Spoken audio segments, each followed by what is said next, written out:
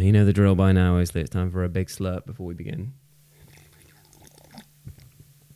Oh, I nearly choked on it this time. Oh, that was a mistake.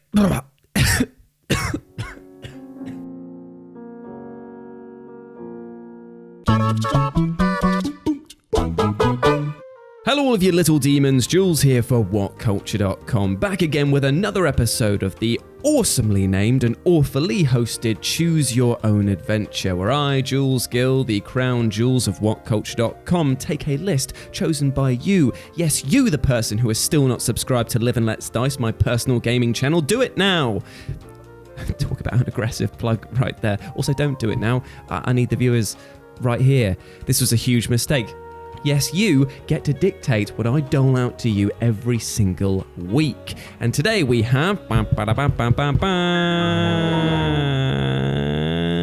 Brown to thank for their suggestion of 10 exact moments where video game immersion was shattered. And here's the thing, immersion is very important when it comes to a video game. It's kind of like sinking into a lovely warm bubble bath and you relax and you go, well, this is quite nice. These characters are good. Oh, yeah, this is great. Pass the loofah. But then, all of a sudden, it can be broken by what's that on the ceiling? Oh, it's a giant spider. The spider of reality dangling above you, slowly dropping down. And you think to yourself, well, this bath has now become my tomb. Fantastic. Well, there we go. Let's look at 10 examples where this happened in video games. As I'm Jules, this is WhatCulture.com, and these are 10 exact moments that video game immersion was shattered. But before we begin, do your big bold bad boy a favour, drop your comments down below about what you'd like to see in next week's episode and say hi to me here in the live chat. This person here is very sexually attractive. I hope that they're of age, otherwise this has just landed me in a ton of hot water. Anyway, let's get on with the list, shall we? Clap, clap. Number 10, being over-encumbered. There's nothing worse than finishing up a challenging quest, going and just filling your boots full of loot and realising, uh-oh, what's going on here? Suddenly my speed has gone from gotta go fast to big piece of ass, all because I was half an ounce over my carry limit. Now I know what you're gonna say, that these mechanics need to be included to make the player actually get rid of some of the garbage that they've been huffing about for hours. And yeah, you know what, maybe we shouldn't be able to cart around 3 entire suits of armour and our favourite bag of iron bars. It's a shame because I really like those iron bars. However, you can't deny that it breaks the immersion somewhat when you've got to stop and just drop a ton of useless junk just so that you can hop back on the quick travel express back to your pad. And it does make for a weird situation where your character just explodes trash, like 70 bat wings just fly out of there, or like 1,200 wheels of cheese just roll down a hill. If you were in that party at that time, you'd be like,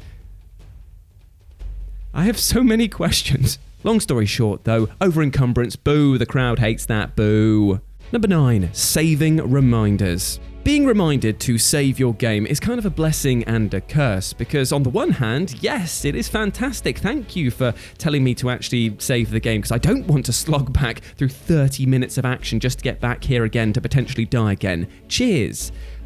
But on the other side, having a character break immersion and just suddenly just go, yeah, so we're just going to go and fight that massive dragon over there. That's fantastic. We all good to go? All good to go? By the way, you should probably save. Sorry, what, are you talking to me? Yeah, you should probably save. Why aren't you telling anyone else this? Well, you're the main hero of this game.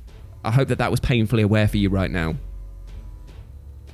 Bit awkward now, isn't it? Are you going to save or not? To be honest, when this sort of thing happens to me, I'm usually just kind of like, well, no, now you've made me very aware of it. I don't want to save. I want to risk it just because I want to prove you wrong. Probably explains why I never finish any bloody game nowadays. Number 8, repetitive voice lines. Jason.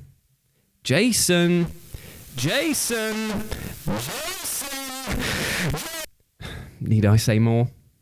Number 7, being told what button to press by a character. Right, so remember just a hot minute ago I was saying that it's basically the worst thing possible for the immersion of a video game when a character just says like, hey, let's just do something right now. Just think about how many times games do this. In tutorials especially, they just stop the flow of the game and just be like, oh, you need to press A to do a double jump here to get over that. It makes no sense for that character to break the immersion and tell me that. Imagine, for God's sake, if the Doomslayer was just coming up and he was just like, yeah, you're going to need to dash to get over this by pressing B. I'd be like, I can believe that you're going into hell itself and battling angels, mate, but I cannot believe that you, of all people, would be telling me this. Although please don't stab me through my spine. And it's not like there aren't ways to do this sort of tutorial explanation right. I mean, Dark Souls, for example, has messages on the floor and tells you explicitly that these are messages from other worlds. I mean, Cuphead has a tutorial room that is made to feel completely separate from the main game. I mean, Super Mario Brothers does one better and doesn't tell you a damn thing. These are examples of tutorials done right, but there is nothing worse than a character basically informing you that they know that you are holding a controller. It presses my buttons when they tell me what buttons to press on my controller. Get out of my life and into my fantasies. Number 6, broken lock-ons. I both love and hate video game lock-on mechanics, and which side of the coin I'm going to fall on basically is dictated by how well it's implemented. If it's done right, it can be so useful because you need to be able to manage a lot of stuff at once. So if the lock-on mechanic allows me to just be like, right, that's the priority target. Oh wait, no, this guy is. I'm going to quickly be able to switch to them and I'm going to disengage from the whole thing and fight you freehand. That is it done well. But it can go so wrong, my friends. The lock-on could pull you too close, it could have a delay so that you're actually hitting where they were and not where they are, and of course, it can set the camera to meltdown if it's not been programmed properly. However, my most hated lock-on issue is when the game decides which enemy to prioritize for you. Like if there's a 2-foot goblin who's got a toothpick and is trying to stab me through some plate mail, and then just over there in the background there's a 10-foot tall lizard man who's winding up a magical flame breath attack, which one of these two do you think I would want to take out first? I'm sorry, little fella, but much like my shed family, I don't have time to deal with you right now. You heard nothing. Number 5, slow environment loading. Okay, so this one kind of does feel like a modern day privilege complaint, seeing as back in the day, if you managed to get between levels in a less than 5-minute loading time, then that was considered pretty nippy, but there is nothing more immersion breaking than the following. And I'm going to introduce a new segment now, which is Jules's Theatrical Troupe Performance Center. I don't know, I haven't really come up with a name for it.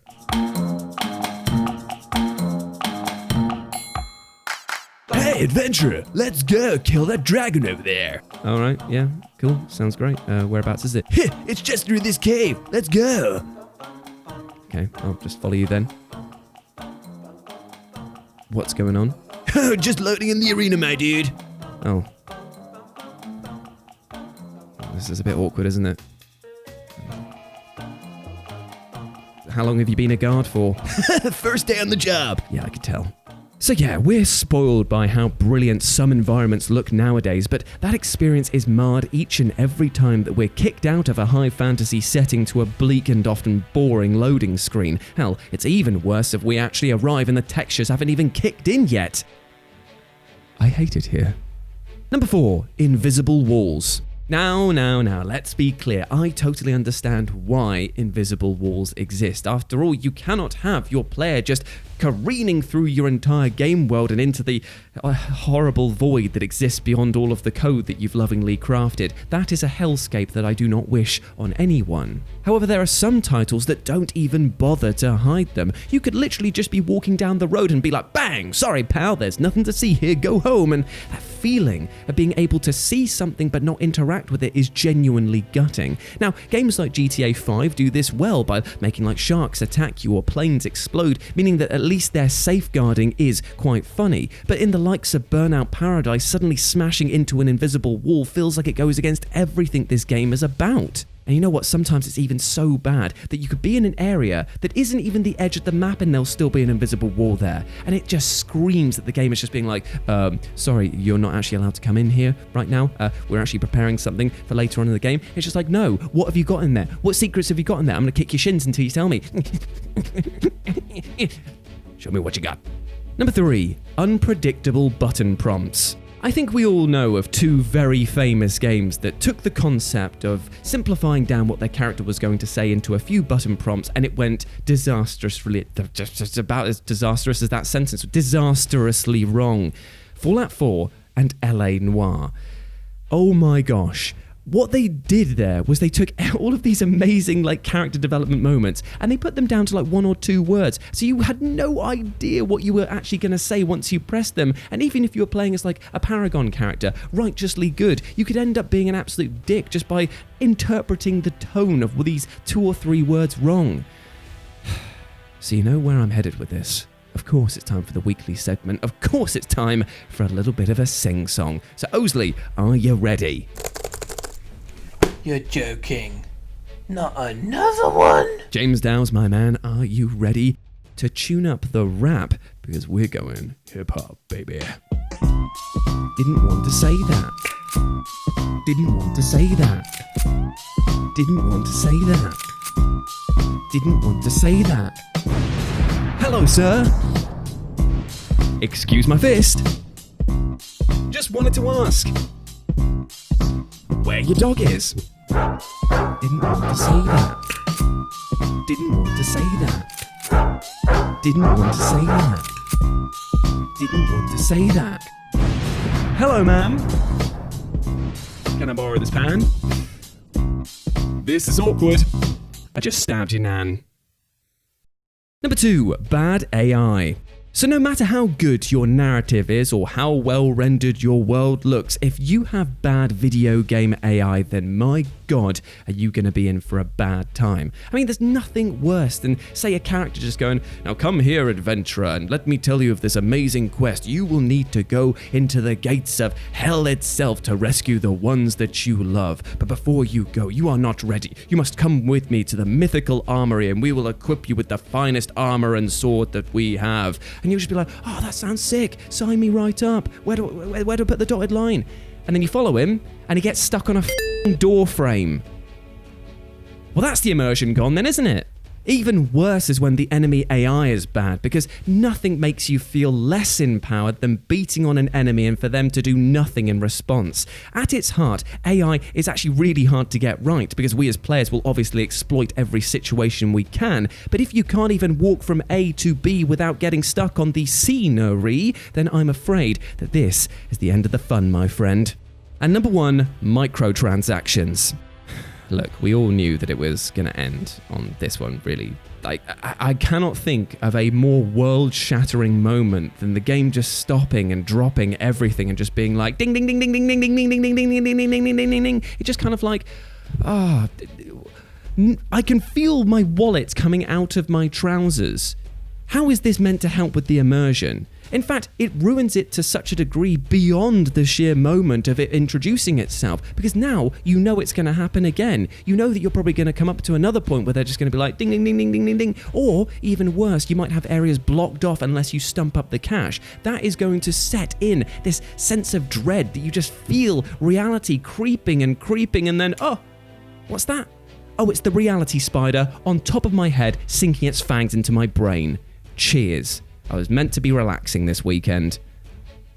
And there we go, my friends. That was another episode of Choose Your Own Adventure. In the bag, in the can. I hope that you enjoyed that, and please let me know what you thought about it down in the comments section below, as well as your suggestions for next week's episode. If you want to chat to your big bold bad boy further, then you can do so over on Twitter at RetroJ with a 0, or, and I really encourage this, or go to Live and Let's Dice, personal gaming channel that I'm allowed to do here with the blessing of WhatCulture. At the moment, I'm doing streaming of video games, so if you like me being insane in these videos, imagine what I'm like unscripted for 2 hours on my own.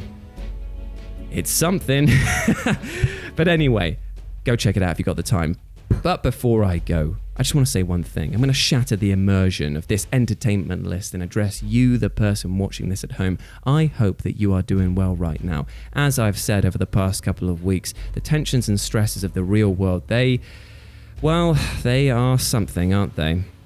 Can get quite overwhelming sometimes. But there is actually an important lesson to learn from actually shattering our own immersions sometimes. It can be very easy to plod through life with armor that we built up ourselves and not actually recognize that there might be certain things that are going wrong that might lead to bigger situations further down the line. It can actually be a really good thing to shatter that armor that we carry, to break that immersion and ask ourselves this very important question of, am I okay? Because it's a simple question that can actually extrapolate into a bigger thing. You might find out that maybe your energy is better spent somewhere else. Maybe you're doing something that is hurting other people or people around you or yourself, and it needs to stop. And sometimes you might realize when is the best time to ask for help. Because at the end of the day, you deserve love, happiness, and success. And I want you to get there however it takes. All right?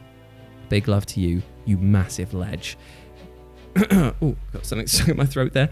I hope that you have a fantastic day, whatever you get up to. And I'll see you next Tuesday. Leave that bit in, Osley. They get to see the humanity of Jules choking. Catch you guys in a bit. Peace. Bye.